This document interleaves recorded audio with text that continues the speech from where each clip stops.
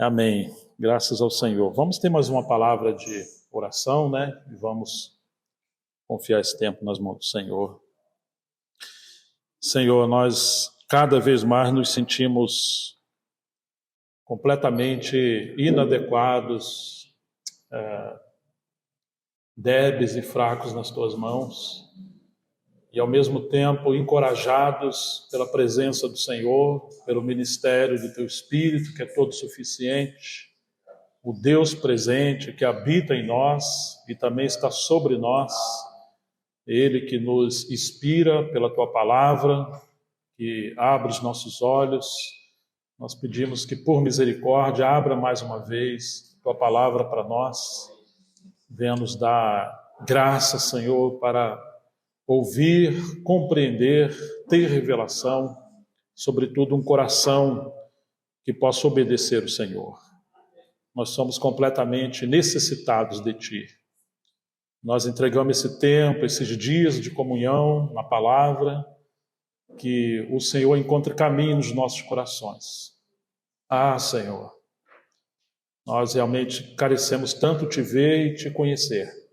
Dá-nos ouvidos de ouvir a Tua voz, Senhor. Só abençoe esse lugar, as famílias que aqui estão, os irmãos que estão cuidando, e traga também aqueles que o Senhor queira despertar para estarmos juntos. Nós entregamos todos esses dias nas Tuas mãos. Que seja um tempo precioso, que o Senhor venha conquistar tudo aquilo que o Senhor busca. Nos dê esse discernimento espiritual nesses dias. Venha abrir os nossos olhos, como já temos orado, Senhor. Nós Te pedimos e Te agradecemos para a Tua glória, em nome de Jesus Cristo. Amém. Irmãos, nós vamos abrir a palavra do Senhor no Evangelho de João, capítulo 3. Um texto extremamente conhecido. Evangelho de João, capítulo 3, a partir do versículo 1.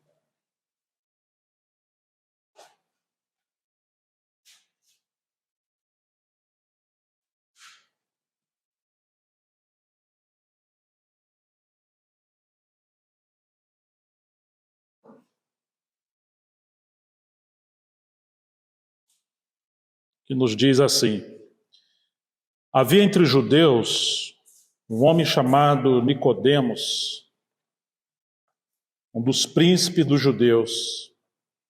E vamos prestar atenção e ressaltar alguns detalhes que são extremamente significativos, né?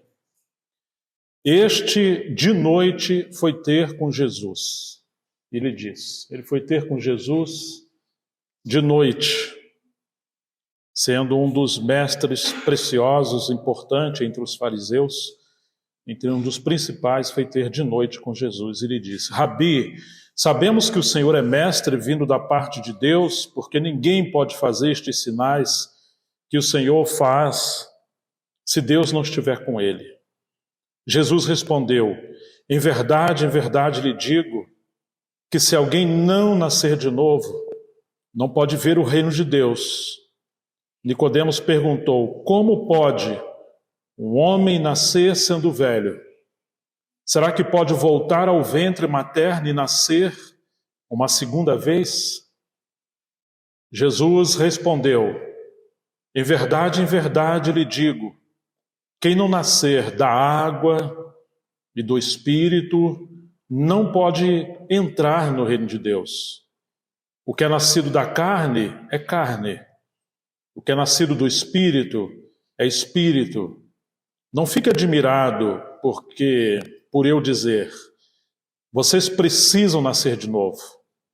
O vento sopra onde quer, você ouve o barulho que ele faz, mas não sabe de onde vem, nem para onde vai. Assim é todo o que é nascido do Espírito. Então Nicodemos perguntou: como pode ser isso? Jesus respondeu: você é mestre em Israel e não compreende estas coisas? Em verdade em verdade lhe digo que nós falamos do que sabemos e damos testemunho do que vimos, mas vocês não aceitam o nosso testemunho. Se vocês não creem quando falo sobre coisas terrenas, como crerão se eu lhes falar coisas celestiais? Ora, ninguém subiu ao céu, senão aquele que de lá desceu, o Filho do Homem. E assim como Moisés levantou a serpente no deserto, assim também é necessário que o Filho do Homem seja levantado para que todo o que nele crê tenha a vida eterna. Esse é um texto surpreendente no Evangelho de João, porque de alguma forma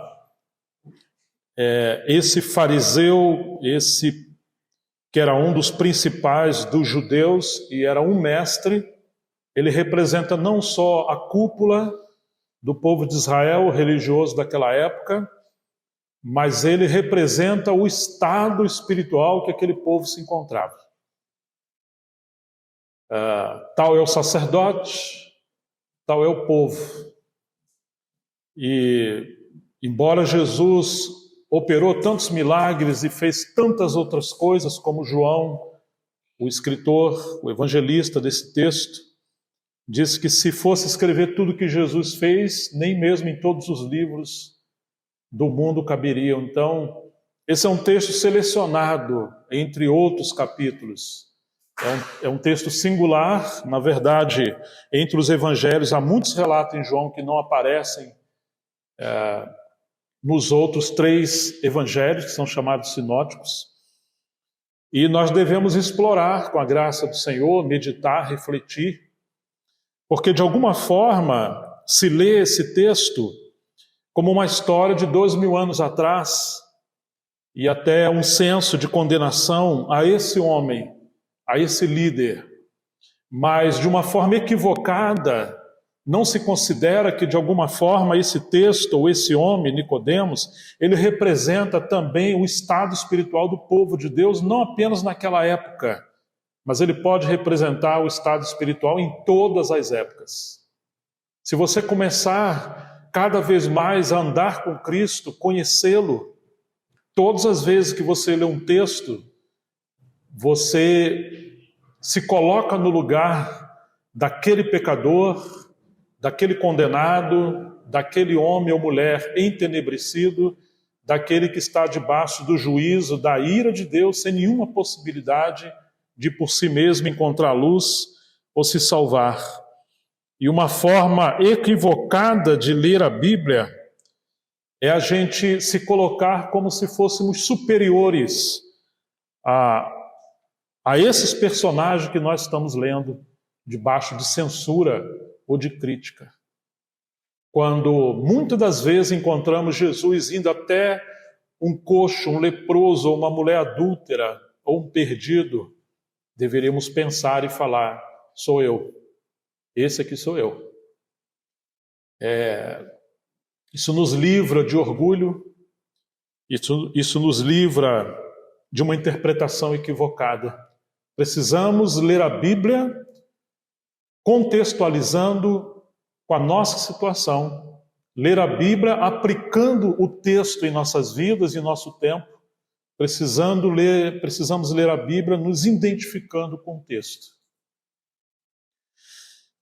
E é interessante que esse homem, apesar de conhecer, sendo um mestre, tudo que diz respeito à lei, os profetas e os salmos, apesar dele ser alguém líder entre o povo de Deus, ele não apenas foi ter com Jesus à noite, mas ele vivia num estado de alma noturna. Essa noite, por um lado, é singular, mas por outro lado, reflete a maneira que ele vivia escondida, uma maneira camuflada.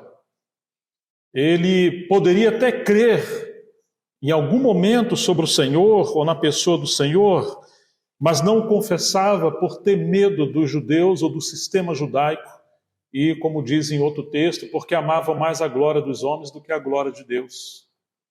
Esse é um dos motivos que muitas das vezes as pessoas não vêm para a luz ou não se expõem à luz. Jesus gastou tempo conversando com tanta gente simples, pecadora, que não conhecia a lei com profundidade, porque achou um caminho fértil no coração, de humildade, de sede, de busca sincera.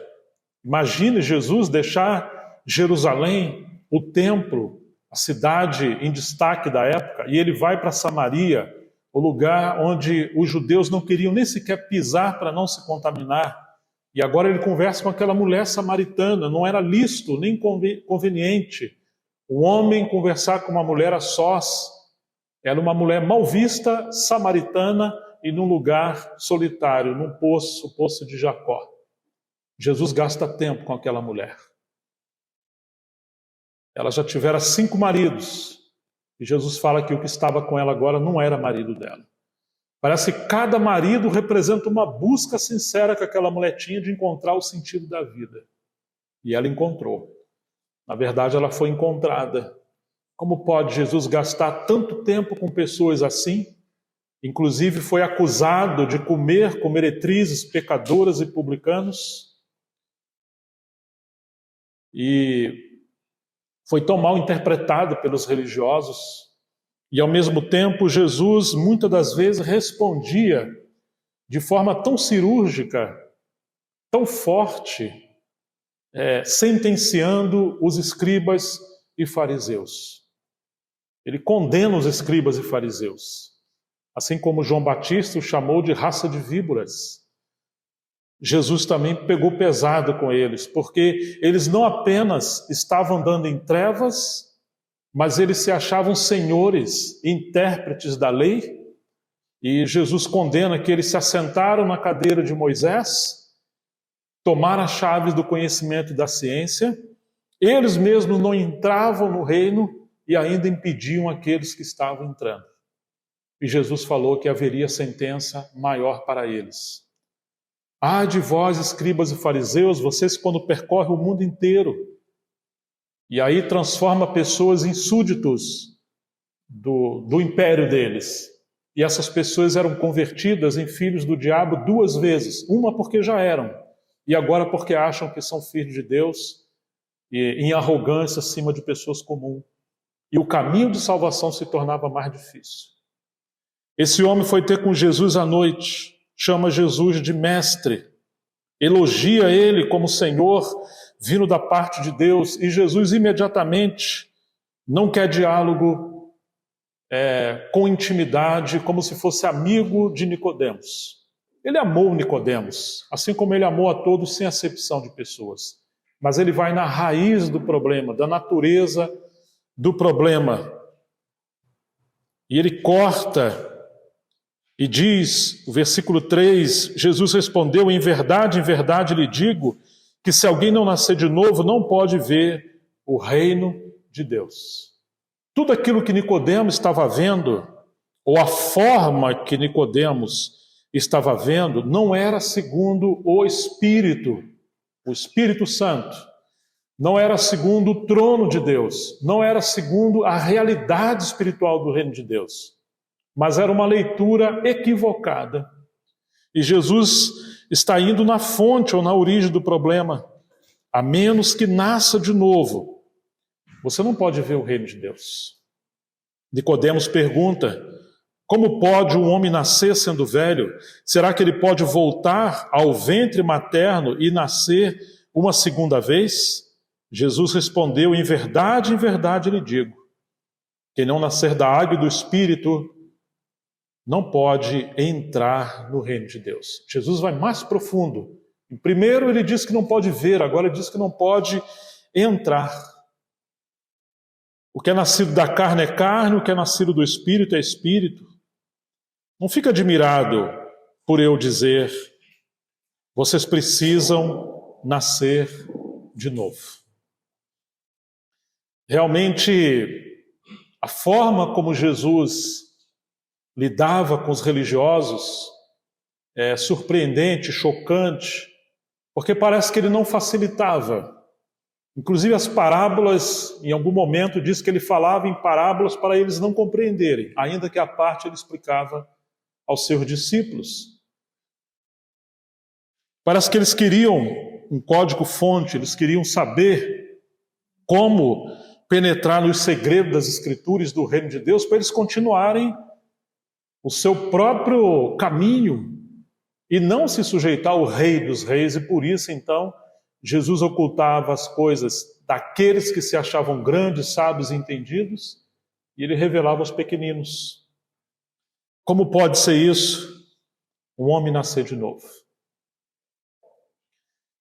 Tem que nascer da água e do Espírito. O que é nascido da carne é carne, o que é nascido do Espírito é Espírito. Mais adiante, no capítulo 6, 63, ele vai dizer que as palavras que ele estava falando com eles e com seus discípulos era Espírito e vida. A carne para nada aproveita.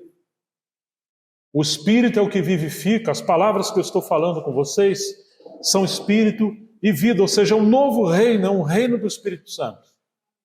Tudo aquilo que é somente lógica, retórica, erudição, racionalidade, conhecimento, nesse sentido, mera teologia, não serviria para nada.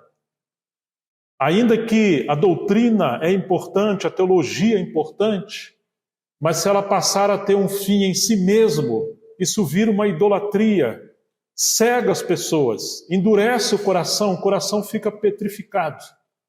E há um desvio, porque a teologia, a doutrina,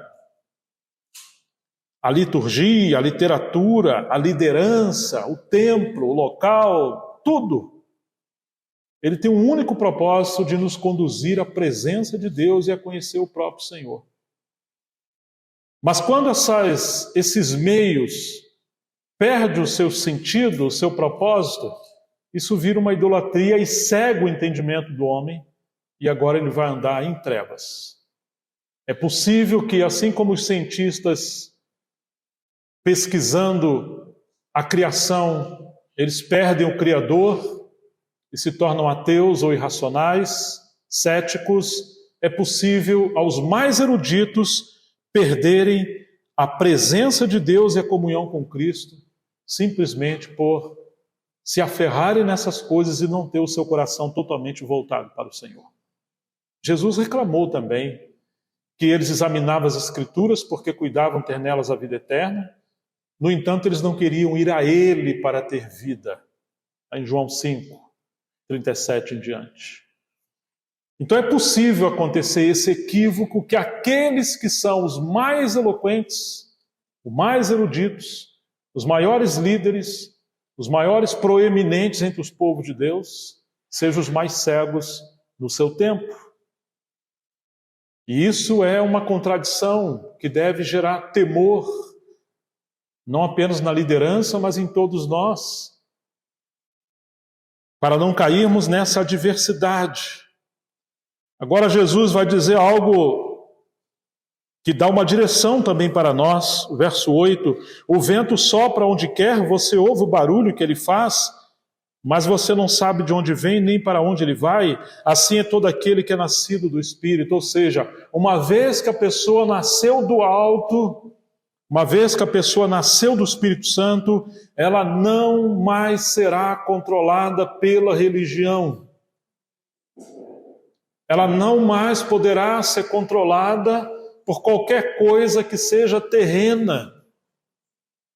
Ela receberá um poder sobrenatural, por um lado, uma vida transformadora dentro dela, por outro lado, um revestimento para testemunhar, que força nenhuma nessa terra vai poder controlar.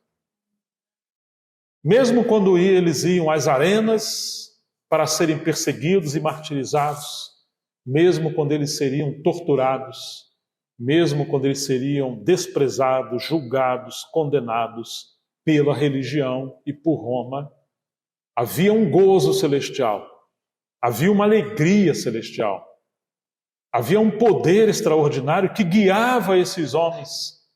Alguns desses homens, antes do seu martírio, seu rosto resplandecia como de anjo. Eles não estavam submissos a nada que esse mundo falido e caído poderia controlá-los. É disso que Jesus está falando. Um novo reino que Nicodemos não conhecia. E isso é uma promessa que Jesus fez para você e para mim. E esse é um temor que deve ressaltar em nosso coração.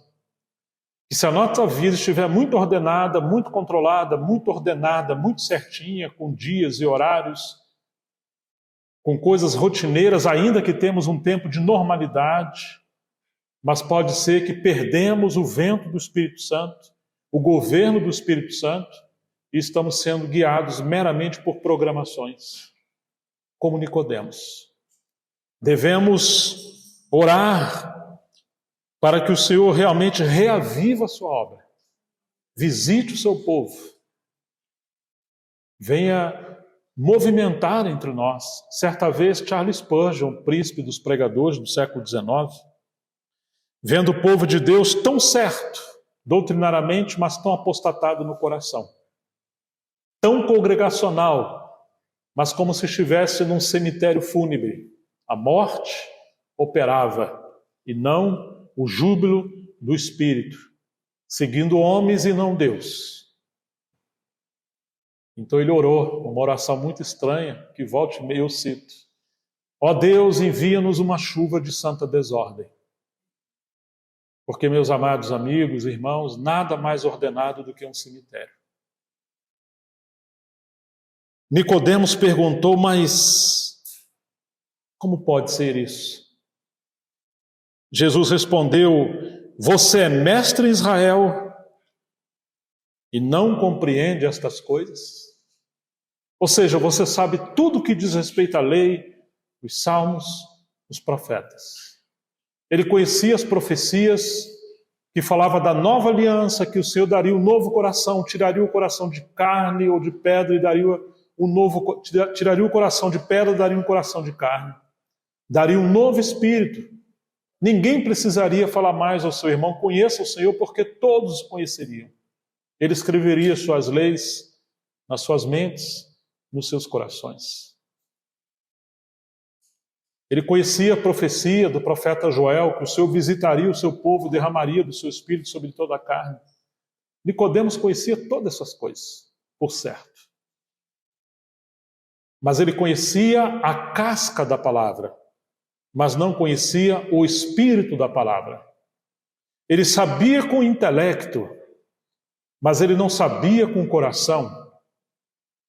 Ele sabia com a mente, mas não com o espírito. Seus olhos exteriores estavam abertos, mas os olhos do coração estavam fechados. Você é mestre em Israel e não compreende estas coisas, e esse é o problema, se tornou familiarizado com as coisas de Deus, sem estar assombrado com o próprio Deus.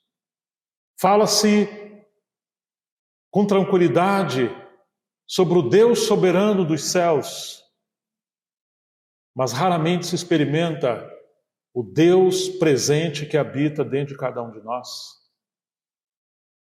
É possível acreditar num Deus eterno que criou os céus e a terra, mas com dificuldade de acreditar que Ele quer ser o Senhor da nossa casa, da nossa família, do nosso casamento, da educação dos nossos filhos, ou das nossas crises, ou Deus que intervém em nossa doença, ou em nossos problemas, sejam eles quais forem. O John Piper, um livro chamado Deísmo, ele condena uma teologia liberal que você é capaz de crer em Deus, mas não crê em Deus como aquele que intervém em nosso tempo, em nosso dia, em nossa história hoje, como ele intervia no passado.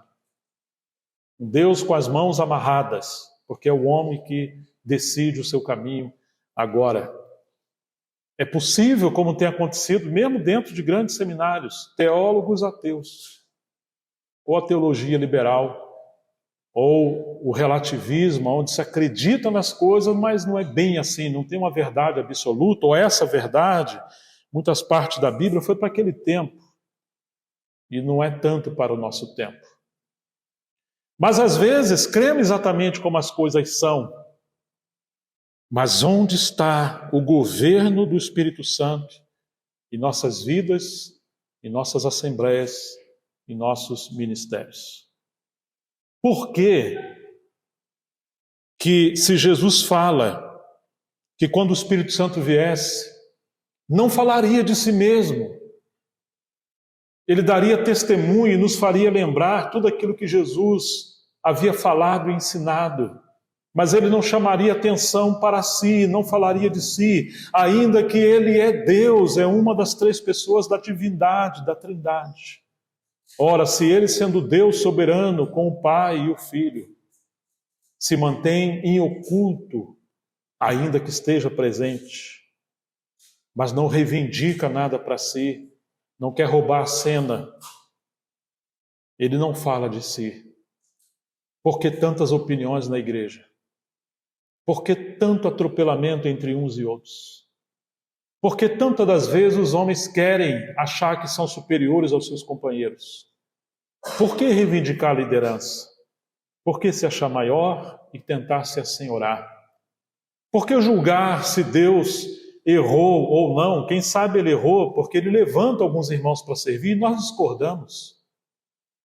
Imagine se estivéssemos na época de Samuel, jamais deixaríamos Samuel ungir Davi.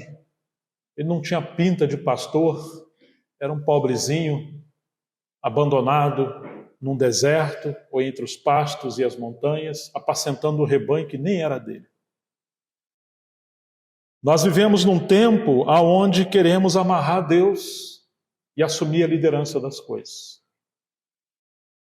Talvez, se o Espírito Santo se ausentar da igreja, não sentiríamos diferença, porque nós dependemos muito pouco do ministério do Espírito Santo. O simples fato de falarmos muito, o simples fato, às vezes, de irmãos que estão na liderança, quando se reúnem, eles discutem mais as coisas, administram mais as coisas, falam mais entre si do que com Deus, gastam menos tempo em joelhos e oração, porque todo o seu tempo são discutidos em resolver problema ou tentar resolver problema. Isso mostra que nós não dependemos tanto do Espírito Santo. Basta você olhar Atos capítulo 13, haviam profetas e mestres na igreja de Antioquia, e eles jejuando e orando, e diz o texto, ministrando ao Senhor, não ao povo, eles estavam ministrando ao Senhor. Eles se separavam para a oração, eles tinham temor de dar opinião, eles tinham temor de liderar a igreja sem o Espírito Santo liderar a igreja por meio deles, ainda que eles deveriam representar o Espírito Santo e assumir a responsabilidade espiritual. O vento sopra para onde quer, ouve-se sua voz, mas ninguém sabe de onde ele vem e nem para onde vai. Assim é todo aquele que é nascido do Espírito. Uma presença, uma habitação, uma direção surpreendente que muda o nosso curso, que nos surpreende a qualquer momento, que nos leva a fazer coisa a qualquer momento, que sussurra os pensamentos de Deus no nosso coração, a qualquer momento. Temos tantos relatos na Bíblia e na história de pessoas simples, mas que não se contentaram em ser religiosas. De pessoas que eram salvas, mas queriam ser amigo de Deus. De pessoas que conheceram o salmo do pastor, mas queriam conhecer o pastor do salmo. De pessoas que, porque entendiam que não podia fazer nada por si mesmo, gastaram tempo em oração. Essas pessoas passaram a ouvir a Deus. Mulheres simples, pessoas iletradas, não doutores, mas que passaram a ter experiência com Deus. Porque a vida cristã, em verdade, é uma vida de experiência com Deus, de andar com Deus.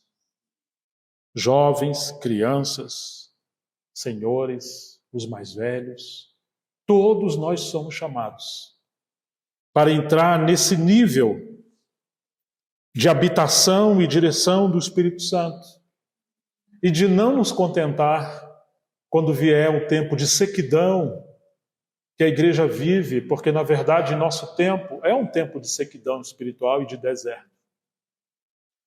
Mas devemos orar como profeta: ó Deus, aviva a tua obra. Volta a operar no meio do teu povo. Devemos buscar isso.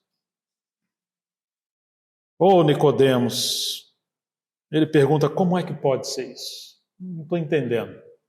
Temos o templo, temos a lei, temos a liturgia, temos a liderança, temos mensageiros, está tudo funcionando bem. Que negócio é esse de vento? Que negócio é esse de Espírito Santo, de habitação? Que é isso? E como assim? Como assim nascer de novo? E Jesus reclama que ele era um mestre Israel e não compreendia essas coisas. Meus queridos irmãos e irmãs, se você ler a história da igreja, você vai descobrir que os homens que revolucionaram a história da igreja foram homens que não se contentaram com o tempo de escassez espiritual, de mornidão espiritual. Eram homens que buscavam a Deus. Eram homens que experimentaram a visitação de Deus. Eram homens e mulheres que acreditavam em avivamentos. E de alguma forma nós vamos nos surpreender que tribulação e avivamentos sempre andaram juntos. Quando Deus visitou uma nação e promoveu grandes avivamentos, e depois, como Deus interveio, começou a intervir na história, na política, no governo, em todas as esferas da sociedade, como aconteceu no avivamento de 1904 a 1906 no país de Gales, e rompeu um dos maiores avivamentos da história, onde pessoas em outras cidades simplesmente ficavam cheias do Espírito Santo, conheciam Deus e caíam prostrados no chão. Foi um avivamento promovido por jovens. Ivan Roberts foi o mais novo e um pioneiro nesse avivamento, e crianças e jovens que buscaram a Deus com fervor no seu coração. Deus visitou aquele principado chamado País de Gales. Sacudiu a Grã-Bretanha, sacudiu a Europa. Milhares e milhares de pessoas creram no Senhor. Os presídios, as cadeias ficaram vazias. Os empresários ficaram felizes, porque mudou a sociedade. As pessoas que deviam pagaram as suas dívidas. Os bares foram à falência. Houve um movimento que sacudiu a sociedade. Dali surgiram grandes obreiros, grandes mestres. Jasper Lewis veio de lá. Martin Lloyd-Jones teve grande impacto do País de Gales. E tantos outros que procederam desse avivamento. Avivamentos também aconteceram em outros lugares. Mas você vai descobrir que depois que houve um tempo de prosperidade, inclusive na economia, o povo de Deus foi sossegando. Foi se tornando um pouco mais materialista e menos espiritual. E gradativamente eles se contentaram com a bênção e esqueceram do abençoador. E eles foram apostatando no seu coração.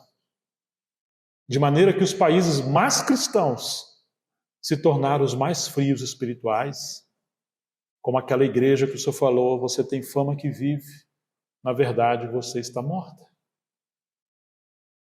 Infelizmente, onde havia alguém com a boca de ouro, Charles Spurgeon, aquele leão que rugia, um pregador, e outros grandes profetas e pregadores do Senhor, depois que esses homens morreram, a apostasia surgiu de maneira terrível. A Europa hoje é secularizada, humanista, em grande escala. Lá está crescendo o ateísmo, o islamismo, o comunismo e tantos outros ismos. Os Estados Unidos também estão numa decadência terrível. E alguns países que foram sacudidos por avivamentos O fato de Deus ter abençoado, depois de um tempo, surge uma geração que não conhece a Deus entre os mais velhos. Eles se contentam com pregações mortas, comidas mortas na mesa, por homens que não se consagram. Não são profetas de Deus, são animadores de plateia. E infelizmente, às vezes, Deus tem que permitir um novo tempo de adversidade, de crise, de perseguição. Nesse tempo que nós estamos vivendo, existe uma revista ou um ministério chamado Portas Abertas, há cerca de pelo menos 50 países onde muitos dos nossos irmãos são perseguidos. Nós lidamos com alguns irmãos aqui dos países vizinhos do Brasil, estão vivendo uma crise terrível com o governo anticristão, pessoas passando por necessidades, por afronta, de diferentes maneiras. Temos contribuído com esses lugares, esses países.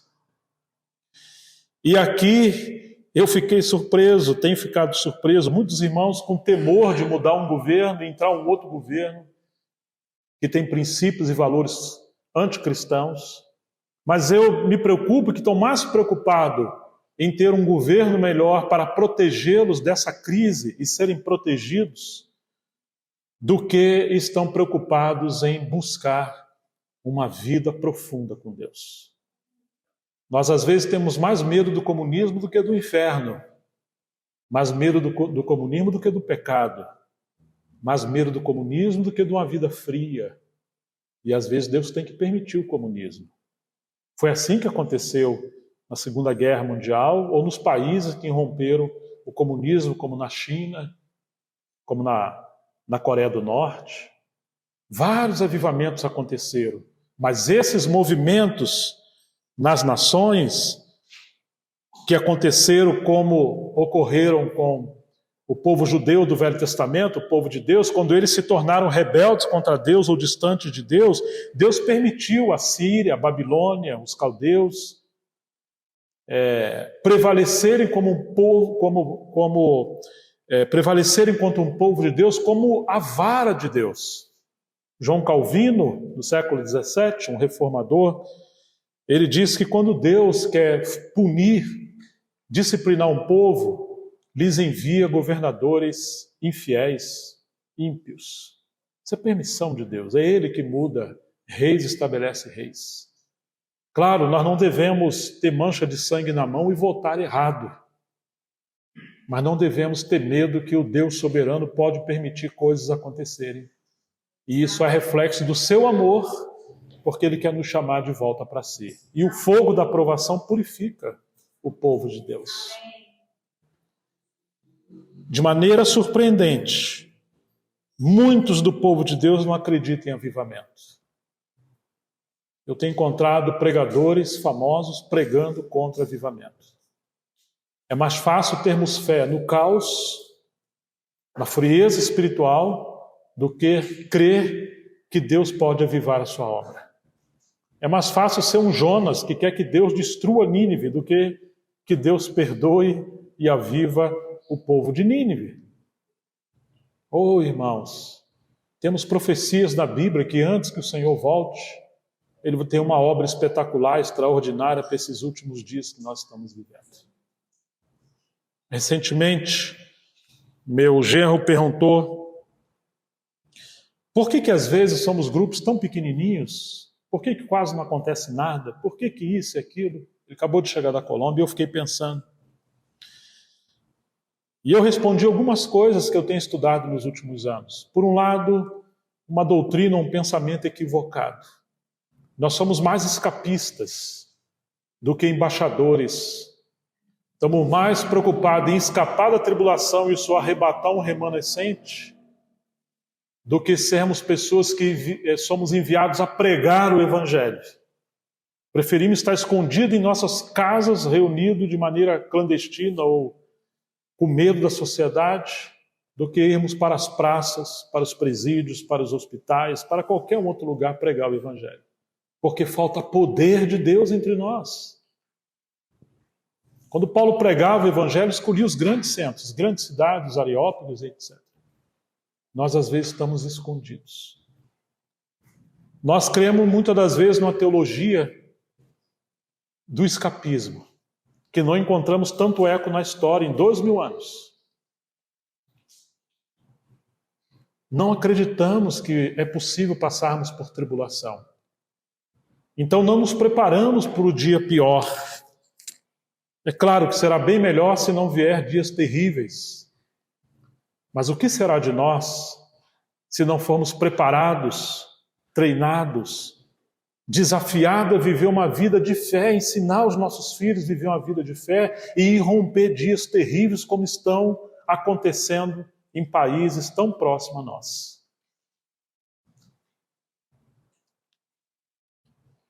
Que Deus nos ajude a ter os olhos abertos, mas algumas coisas precisam ser revistas entre nós. Jesus fala: olha, Nicodemos, nós falamos do que sabemos. Em verdade lhe digo. Nicodemos poderia falar em verdade, a verdade que está escrita. Mas não era em verdade e em verdade, ou seja, não havia verdade espiritual, realidade espiritual em sua própria vida. Jesus está dizendo que eles conheciam a verdade objetiva, escrita, mas eles viviam essa verdade como experiência, como realidade espiritual. Eu lhe digo que nós falamos do que sabemos.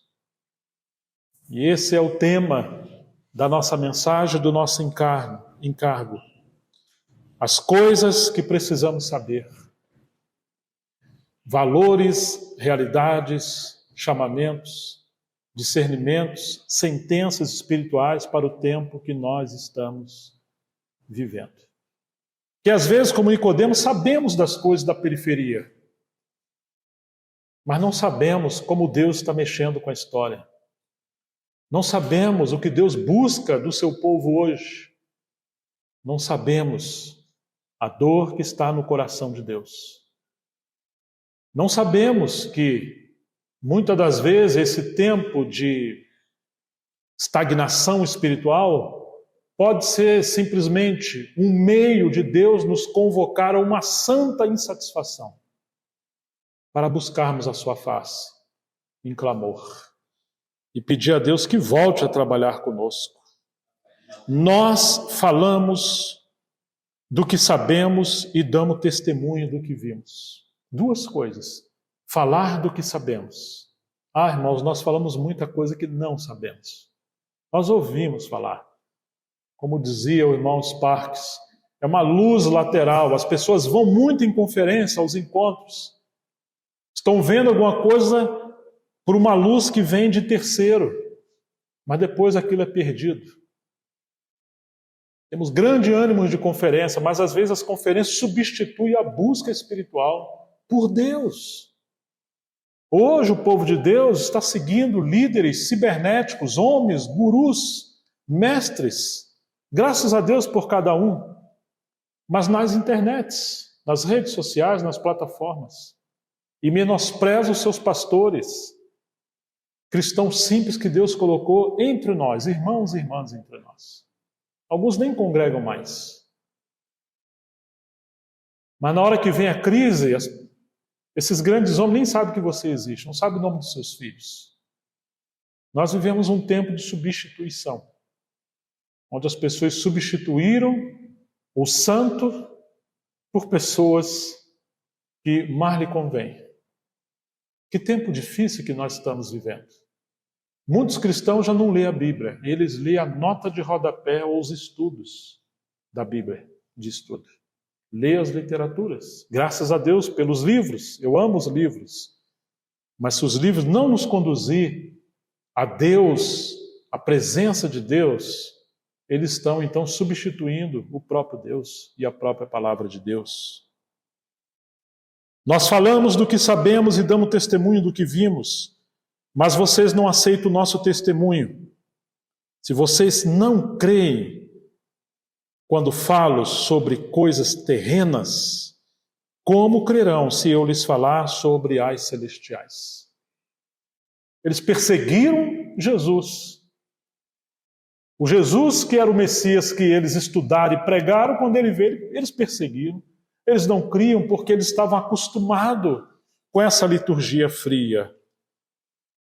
Ora, ninguém subiu aos céus, a não ser aquele que de lá desceu, o Filho do Homem, e outras versões dizem que está no céu. Jesus vivia na presença de Deus nos céus, ao mesmo tempo que estava diante dos homens. E o grande problema do religioso é que ele vive apenas diante dos homens. E nós precisamos buscar a Deus para viver uma vida diante de Deus.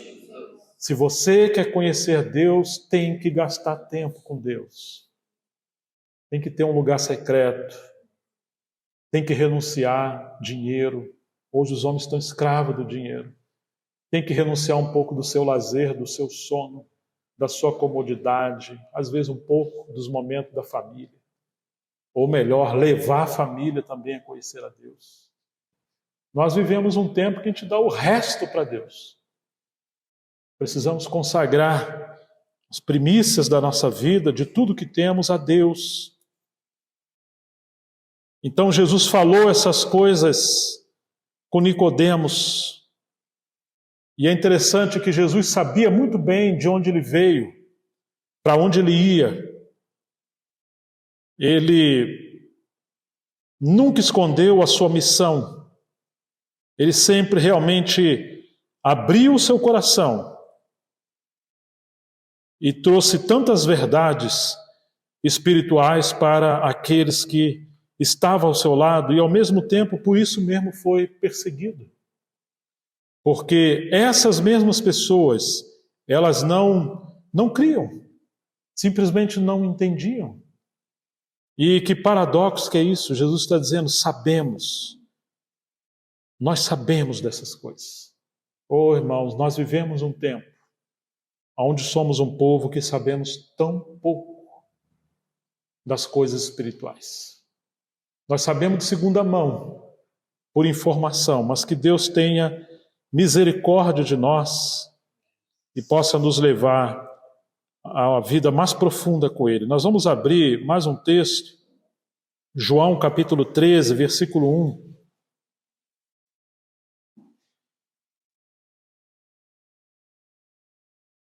João capítulo 13, versículo 1. De 1 a 3.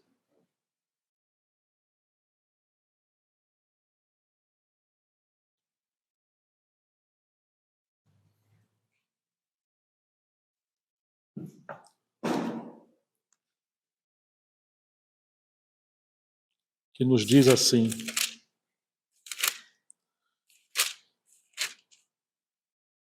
antes da festa da Páscoa, sabendo Jesus que era chegado a sua hora de passar deste mundo para o Pai. Sabendo Jesus, ele sabia que era chegada a sua hora de passar deste mundo para o Pai. O que é interessante é que ele está indo para a cruz. Mas você percebe que a cruz era só um meio dele cumprir a sua missão, mas o seu destino era voltar para o Pai. Por isso que ele não tem medo da cruz, nem da morte, nem do sofrimento. Se sabemos de onde viemos e para onde estamos indo como nosso Senhor, não teremos medo da morte.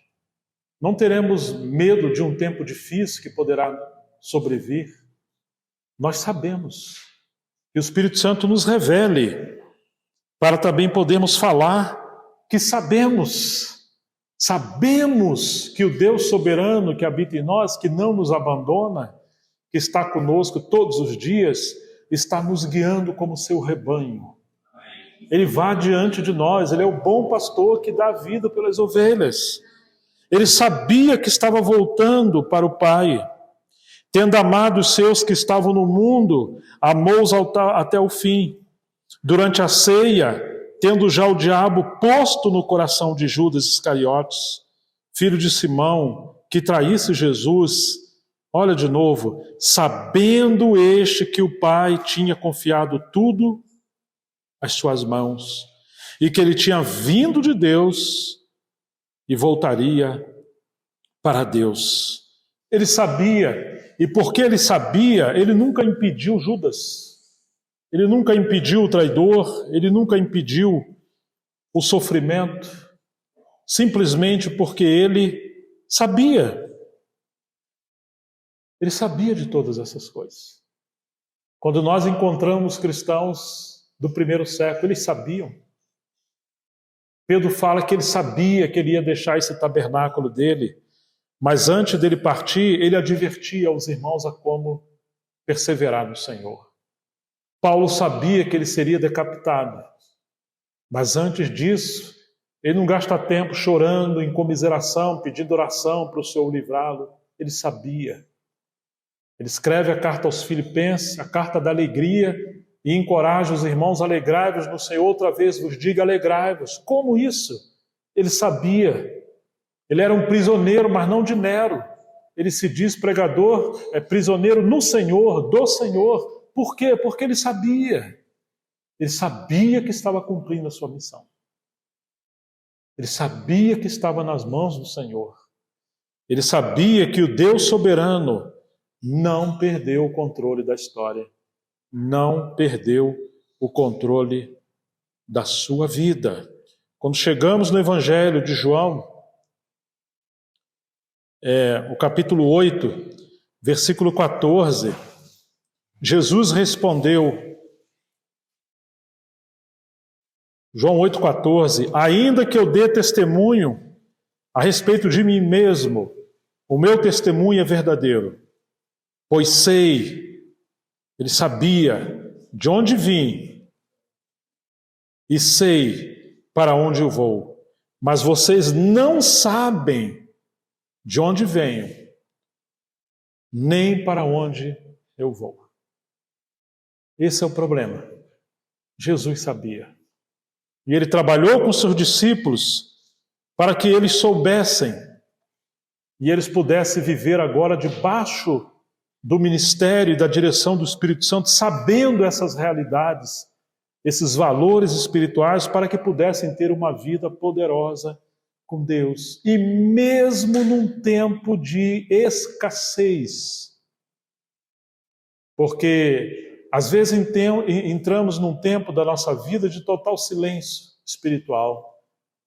Seria, como disse São João da Cruz, a noite escura da alma, ou o deserto da vida espiritual, como diziam os pais da espiritualidade.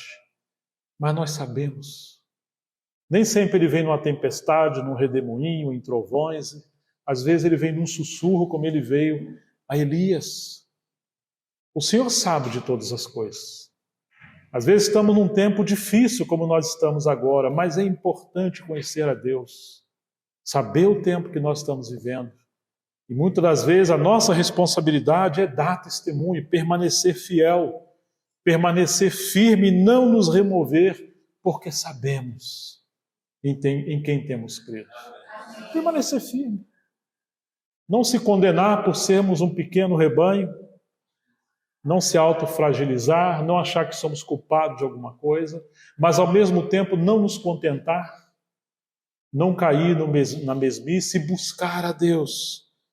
Precisamos realmente contar com o Senhor que nos ajude. Nós vamos num outro texto, no livro de Atos, capítulo 13, versículo 22,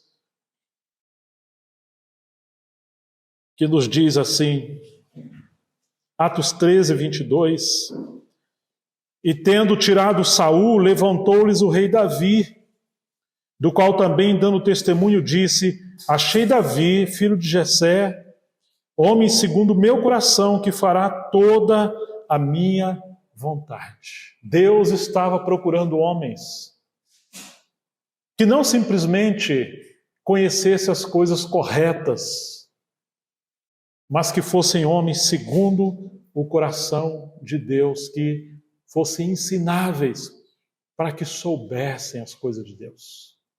Deus achou Davi. Mais adiante, o versículo 27, um versículo um tanto paradoxo, né? Diz assim, Atos 13, 27, pois os moradores e as autoridades de Jerusalém, não conhecendo Jesus nem as palavras dos profetas, que são lidas todos os sábados, cumpriram as profecias quando condenaram Jesus. Presta atenção nesse versículo. os moradores e as autoridades de Jerusalém. Ele está falando do povo de Deus, dos líderes do povo de Deus.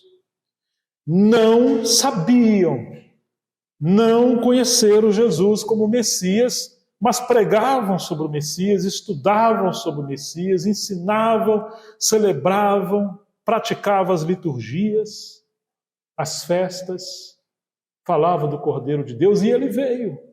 Mas não conheceram Jesus, nem as palavras dos profetas que são lidas, todos os sábados. Eram eles que liam, eram eles que ensinavam, mas não sabiam. Eles não entraram no espírito da palavra.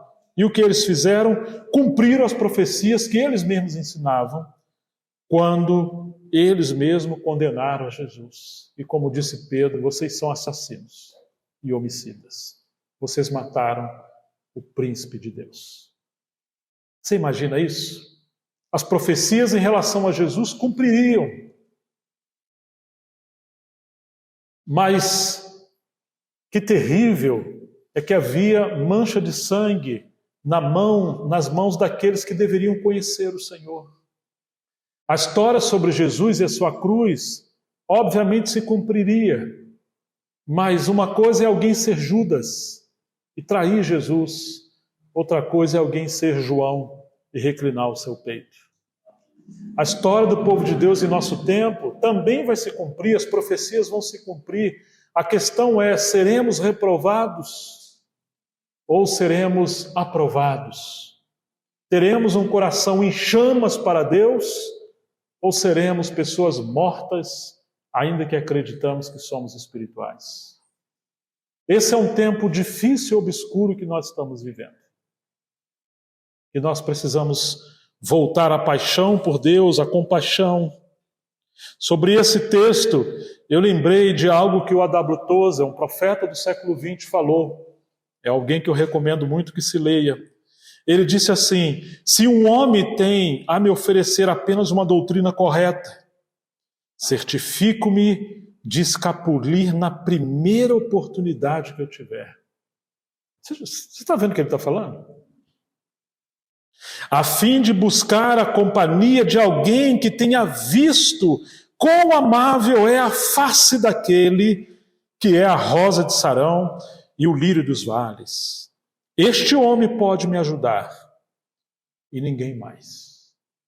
Alguém que, além de conhecer a doutrina correta, ele anda com Deus, ele sabe das coisas de Deus, ele conhece a face de Deus. E quando você encontra essas pessoas, elas não transmitem apenas conhecimento, elas transmitem encargo, presença de Deus. Você é atraído para a presença de Deus. A presença de Deus te invade. Você é convidado à oração. Você sente um pouco mais da santidade de Deus. Você sente um pouco mais quão detestável e nojento é o pecado. O temor a Deus. Porque agora você começa a transitar no ambiente celestial. Nós precisamos encontrar essas pessoas que sabem, não simplesmente porque leram, estudaram e participaram de conferências, mas porque são pessoas que estão de fato andando com Deus. Por entender que essa é a vontade de Deus para o nosso tempo.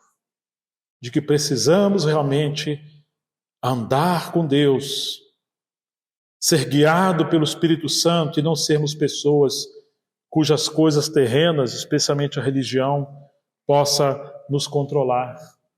Uma vez os discípulos encontraram homens pregando o que Jesus pregava e eles também, e fazendo obras, e eles proibiram essas pessoas de fazer essas coisas.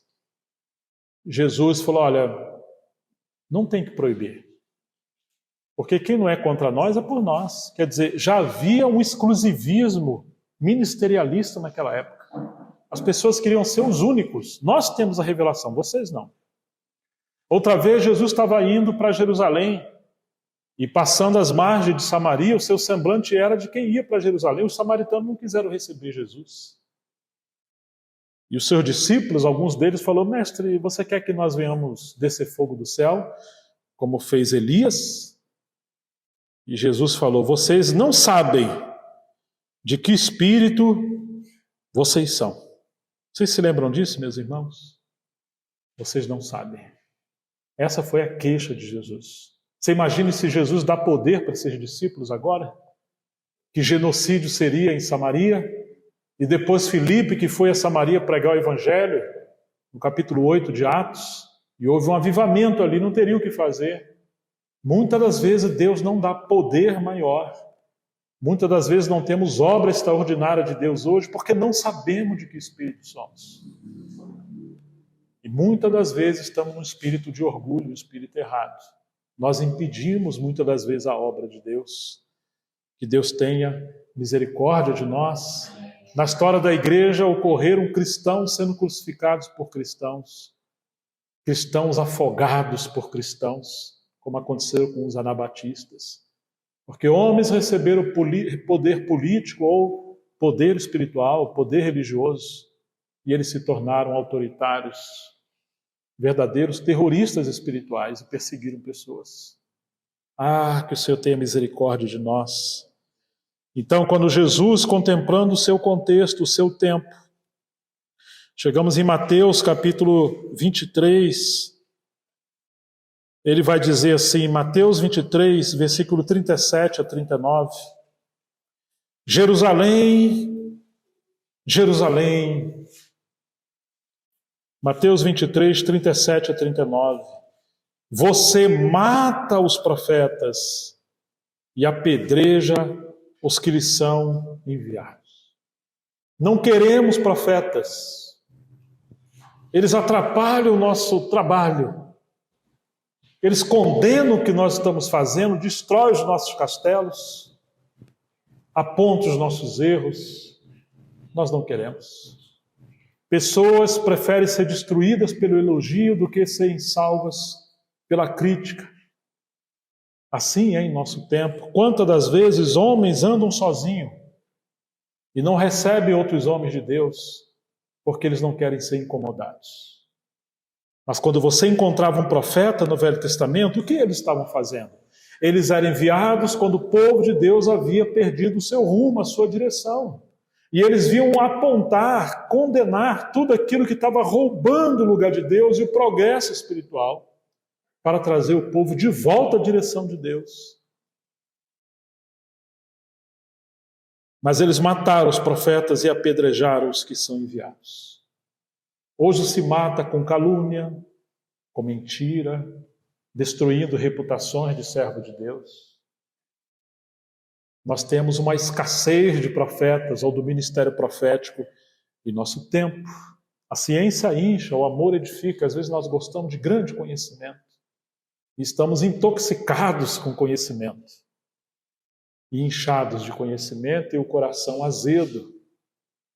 Oh, meus amados irmãos, Jerusalém matou os profetas e apedrejou os que são enviados.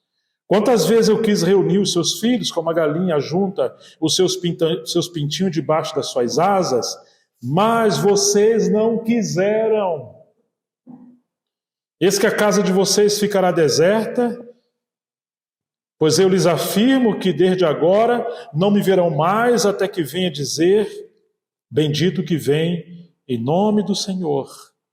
Tem uma outra passagem paralela a essa, em Lucas 19, 41, em diante, Lucas 19, 41, que diz assim, Jesus ia chegando a Jerusalém, vendo a cidade, Jesus chorou por ela. Oh Deus! Chorou por ela dizendo, se você soubesse, eles não sabiam. Se você soubesse, nem que seja hoje, o que é preciso para conseguir a paz, mas isso está agora oculto aos seus olhos, pois virão dias em que os seus inimigos cercarão você de trincheiras e apertarão o cerco por todos os lados. Vocês serão arrasados, vão arrasar você e matar todos os seus moradores. Não deixarão pedra sobre pedra, Porque você não conheceu, você não soube o tempo que Deus veio visitar você. Eles estavam tão distraídos, tão satisfeitos, que quando chegou um tempo de maior intensidade da visitação de Deus, do avivamento, da vinda do Messias, eles não perceberam. Eles não estavam buscando isso. Meus amados irmãos, Deus tenha misericórdia de nós nesse tempo. Venha nos despertar. Amém. Né? O que nós podemos, resumidamente, aprender com tudo isso? Precisamos conhecer a Jesus. Precisamos amar o Senhor. Precisamos buscar a presença do Senhor. Precisamos desejar ouvir a voz de Deus mais do que qualquer coisa nesse mundo. Precisamos conhecer o espírito da palavra quando lê a palavra, orar que Deus possa fazer saltar a revelação, o espírito da palavra, porque aqueles líderes liam a palavra, mas não conheceram o espírito dela, e eles mesmos cumpriram aquilo que eles estavam dizendo que aconteceria, mas não imaginavam que eles seriam aqueles que matariam Jesus. Precisamos viver no Espírito de Cristo. Quantas das vezes nossas decisões, nossas conversas, nossos serviços que fazemos a Deus tem tanto orgulho, tanta competição, tanta falta de paciência e misericórdia com os irmãos. O Espírito de Cristo nos leva a ser e agir como Jesus. Ninguém pense de si mesmo mais do que convém. Não busque o que é propriamente seu, mas o que é do outro. Não se considere superior ao outro. Considere o seu irmão maior do que você. Seja você e eu servo uns dos outros. Sejamos. O Espírito de Cristo não reclama, não murmura, não se ofende, não se vinga. Jesus não abriu a sua boca quando foi ao matadouro, ele foi como ovelha muda ao matadouro quando foi à cruz. Não tinha uma autopromoção, uma autovingança. Quantas das vezes estamos com tanta coisa no nosso coração e isso impede a presença de Deus no meio da igreja. Em último lugar, lembre-se, o vento sopra onde quer. Você ouve a sua voz, mas você não sabe de onde ele vem, e nem para onde ele vai. E assim é todo aquele que é nascido do Espírito.